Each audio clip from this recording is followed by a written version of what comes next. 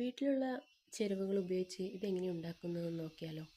അപ്പോൾ നോക്കൂ, വീഡിയോ ഒന്ന് കണ്ടു നോക്കൂ. അതിനാവശ്യമായിട്ട് ഒരു പിടി തുളസിയില എടുത്തിട്ടുണ്ട്. പിന്നെ വേണ്ടത് കഞ്ഞിക്കൂർക്കയിലയാണ്. അതിന് ഒരു 4 എണ്ണം എടുത്തിട്ടുണ്ട്.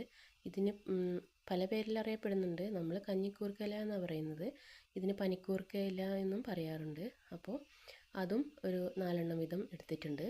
പിന്നെ അതുപോലെ തന്നെ നമുക്ക് വേണ്ടത് കുരുമുളകാണ്. ചതച്ചതായാലും കുഴപ്പമില്ല, ഞാൻ പൊടി എടുത്തിട്ടുള്ളത്. പിന്നെ ഇതുപോലെ ഒരു ചെറിയ കഷ്ണം പട്ടയും 3 ഏലക്ക, 3 ഗ്രാമ്പൂ, പിന്നെ ഒരു അച്ച് വെല്ലവും, അതുപോലെ തന്നെ ഒരു ചെറിയ കഷ്ണം ഇഞ്ചിയും.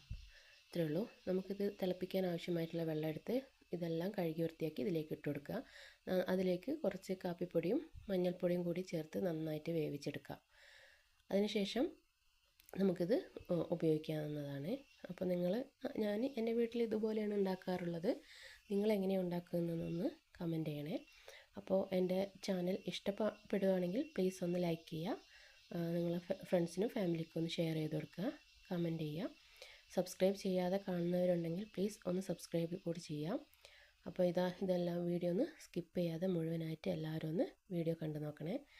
നിങ്ങളുടെ അഭിപ്രായങ്ങളൊക്കെ നേരെ കമൻറ്റിലൂടെ അറിയിക്കണേ. അപ്പോൾ ഇത്രയൊക്കെയുള്ളൂ. വീഡിയോ മുഴുവനായിട്ടൊന്ന് കണ്ടു നോക്കുക. അപ്പോൾ നല്ലൊരു അടിപൊളി കാപ്പി റെഡി ആയിട്ടുണ്ട്. മറ്റൊരു വീഡിയോ കാണാം. ബൈ.